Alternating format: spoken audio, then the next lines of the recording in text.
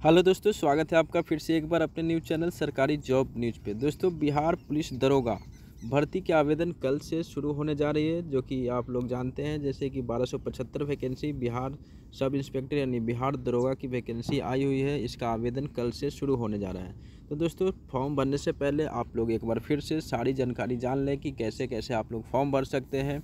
आपका eligibility criteria क्या होना चाहिए, आपका हाइट कितनी होनी चाहिए, कौन से लोग इस फॉर्म को भर सकते हैं, महिलाओं के लिए कितनी हाइट रखा गया है, फिजिकल टेस्ट में क्या होगा, कितना दौर होगा, एग्ज़ाम रिटन एग्ज़ाम का पीटी और मेंस में क्या क्या क्वेश्चन पूछा जाएगा, आपका मेरिट कैसे तैयार होगा, सारी जानकारी हम लोग इस वीडियो में जानेंगे। दोस्तों चैनल पर नए हैं तो चैनल को सब्सक्राइब, शेयर और लाइक कर दीजिएगा ऐसे ही जानकारी के लिए। तो चलिए वीडियो शुरू करते हैं।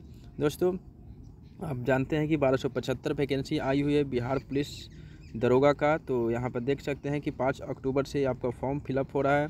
तो आप लोग 5 तारीख से फॉर्म भर सकते हैं। इच्छुक उम्मीदवार बिहार पुलिस अवर सेवा आयोग की आधिकारिक वेबसाइट bpssc.bih.nic.in पर जाकर 5 अक्टूबर से लेकर 5 नवंबर तक आप लोग फॉर्म फिलअप कर सकते हैं। तो दोस्तों, 1275 पदों में 441 पद अनारक्षित है। एससी के लिए 275 है, एसटी के लिए 16 है, अत्यंत पिछड़ा वर्ग के लिए 238 है, पिछड़ा वर्ग के लिए 107 है, पिछड़े वर्ग की महिलाओं के लिए 82 है, ईडब्ल्यूएस के लिए 11 है, वहीं ट्रांसजेंडर के लिए 5 पद दिए गए हैं। तो दोस्तों, बात कर लेते हैं एग्ज़ाम कितने चरणों में होगा। तो एग्ज़ाम दोस्तों 3 चरणों में होगा। तो पहला प्रीलिम्स एग्ज़ाम होगा, उसके बाद आपका मेंस होगा, मेंस क्वालिफाई करने के बाद आपका फिजिकल टेस्ट होगा। तो जान लेते हैं दोस्तों कि प्रीलिम्स में क्या कितनी क्वेश्चन रहेगी, मेंस में कितनी रहेगी और फिजिकल टेस्ट में आपको कैसे दौड़ना है, आपका हाइट कितनी होना चाहिए, सीना कितनी होना चाहिए, लॉन्ग जंप कितना है, सारे दोस्तों इसमें जानेंगे। तो दोस्तों, वीडियो लंबा हो जाएगा तो आप लोग वीडियो को ध्यान से देखिएगा और पूरी जानकारी लेने के बाद ही फॉर्म फिलअप करिएगा। तो दोस्तों, सबसे पहले हम लोग जान लेते हैं कि शैक्षणिक योग्यता क्या है, कौन से लोग इस फॉर्म को भर सकते हैं। जो भी स्टूडेंट पहली बार वीडियो देख रहे हैं और दरोगा की भर्ती के लिए तैयारी कर रहे हैं, उनके लिए बहुत महत्वपूर्ण जानकारी है कि आपकी शैक्षणिक योग्यता सबसे पहले आप ग्रेजुएशन पास होना चाहिए किसी भी सब्जेक्ट से, या आप बीकॉम किए हुए हैं, बीएससी किए हुए हैं या बीए किए हुए हैं। आपको सिर्फ नॉर्मल ग्रेजुएशन इसमें होना ज़रूरी है। वहीं उम्र सीमा की बात करते हैं, उम्र में आपका 18 वर्ष से लेकर 37 वर्ष, मिनिमम 18 साल और अधिकतम 37 साल आपका होना ज़रूरी है। आयु की बात करते हैं तो आयु 1/8/2030 से यहाँ पर गणना किया जाएगा। दोस्तों, आ जाते हैं चयन कैसे होगा। तो चयन दोस्तों मैंने पहले बताया कि आपका प्रारंभिक परीक्षा, मुख्य परीक्षा और फिजिकल परीक्षा के आधार पर आपका चयन इसमें होगा। तो चलिए लिखित परीक्षा की बात करते हैं। तो लिखित परीक्षा 2 चरणों में होगी दोस्तों। पहली आपकी प्रारंभिक परीक्षा होगी और दूसरी मुख्य परीक्षा होगी। लिखित परीक्षा के सभी पत्र ऑब्जेक्टिव टाइप के होते हैं, आप तो जानते हैं। ऐसे ही प्रारंभिक परीक्षा में आपका दोस्तों 200 अंकों का एक पेपर होगा, जिसमें प्रश्नों की संख्या 100 होगी एवं परीक्षा की अवधि 2 घंटे की होगी। तो 200 अंकों का 100 क्वेश्चन आपका क्वेश्चन पूछा जाएगा, जिसमें कि सामान्य ज्ञान, समसामयिक मुद्दे से संबंधित प्रश्न पूछे जाएंगे, मैथ पूछे जाते हैं और रीजनिंग पूछे जाती है।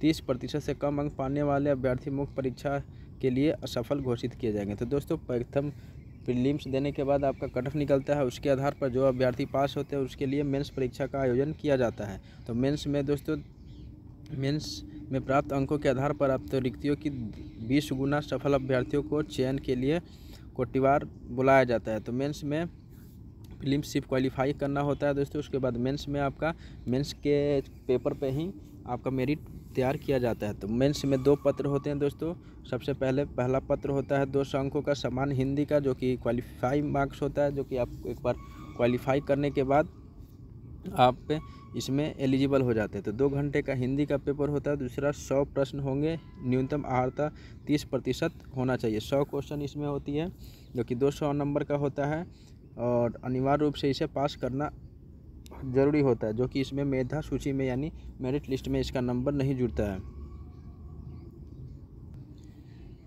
वहीं दोस्तों, दूसरी पत्र की बात करते हैं। दूसरा पेपर आपका सामान्य विज्ञान, नागरिक शास्त्र, भारतीय इतिहास, भारतीय भूगोल, गणित, मानसिक योग्यता जांच से संबंधित प्रश्न होता है। इसमें की कुल प्रश्नों की संख्या 100 होती है, ये भी 200 नंबर का होता है। 2 घंटे का एग्जाम होगा दोस्तों।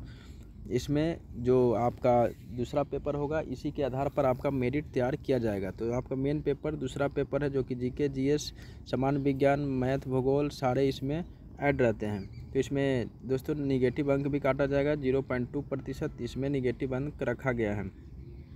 वहीं आप फिजिकल लंबाई की बात करते हैं, फिजिकल क्वालिफिकेशन की बात करते हैं तो आप लोग का हाइट कितनी होनी चाहिए, सारी जानकारी हाइट कितनी होनी चाहिए, महिलाओं की हाइट कितनी होनी चाहिए, वज़न कितनी होनी चाहिए, सारी जानकारी आपको हम लोग आगे देखते हैं। तो दोस्तों यहाँ पे देख सकते हैं लंबाई दिया गया है। तो अनारक्षित सामान्य वर्ग के पिछड़ा वर्ग के पुरुषों के लिए यहाँ न्यूनतम ऊंचाई 165 सेंटीमीटर रखा गया है। अत्यंत पिछड़ा वर्ग अनुसूचित जाति एवं अनुसूचित जनजाति पुरुषों के लिए न्यूनतम ऊंचाई 160 रखा गया है। तो नॉर्मल सामान्य वर्ग और पिछड़ा वर्ग के लिए 165 सेंटीमीटर आपका हाइट होना चाहिए। इसी के बाद आप लोग फॉर्म भरिएगा, अपना हाइट देख लीजिएगा उससे के हिसाब से।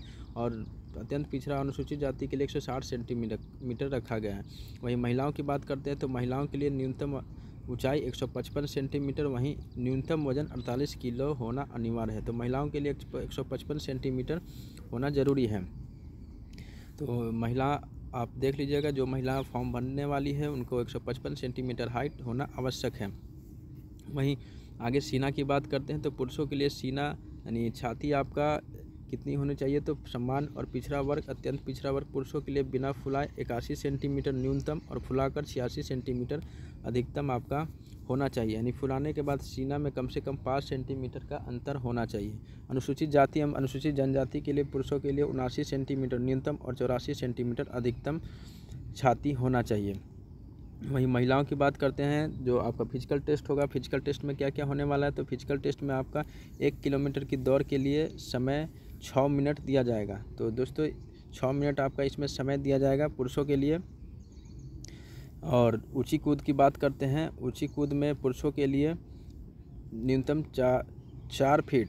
4 फीट आपको इसमें क्वालिफाई करना है। फिजिकल टेस्ट सिर्फ क्वालिफाई मार्क्स होता है। तो दोस्तों तो फिजिकल आपको सिर्फ क्वालिफाई करना है, मेरिट आपका मेंस पेपर 2 के आधार पर तैयार किया जाता है। तो पुरुषों के लिए 4 फीट की ऊंची कूद रखा गया है, महिलाओं के लिए 3 फीट के ऊंची कूद रखा गया है। वहीं लंबी कूद की बात करते हैं, लॉन्ग जंप की बात करते हैं, पुरुषों के लिए 12 फीट क्वालिफाई मार्क्स है और दूसरा महिलाओं के लिए 9 फीट रखा गया है। वहीं गोला फेंक भी होती है दोस्तों, तो इसमें गोला फेंकने के लिए आपको पुरुषों के लिए 16 पाउंड का गोला न्यूनतम 16 फीट तक फेंकना है पुरुषों के लिए। वहीं महिलाओं के लिए 12 पाउंड का गोला होता है, 10 फीट फेंकना अनिवार्य होता है।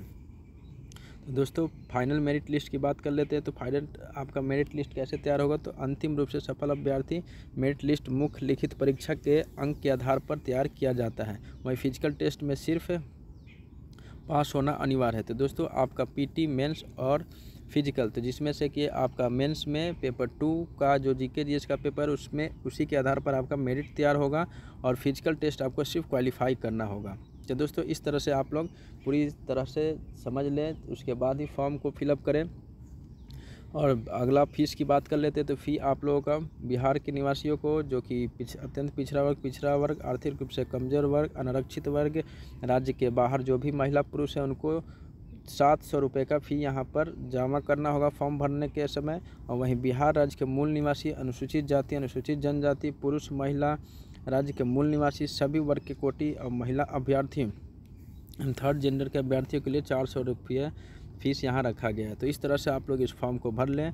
अगर आप एलिजिबल हैं तो इस फॉर्म को ज़रूर भरें, क्योंकि ये 1275 काफ़ी अच्छी वैकेंसी आई हुई है बिहार दरोगा की। तो आप लोग पूरी तरह से समझ लें। वीडियो को अगर समझ नहीं आया तो एक बार और देख लें। पूरी तरह से सारी जानकारी भरने के बाद ही, सारी जानकारी देखने के बाद ही आप लोग इस फॉर्म को भरें। तो दोस्तों अगर वीडियो अच्छा लगा तो दोस्तों में शेयर ज़रूर करिएगा, साथ ही वीडियो को लाइक ज़रूर करिएगा। धन्यवाद दोस्तों।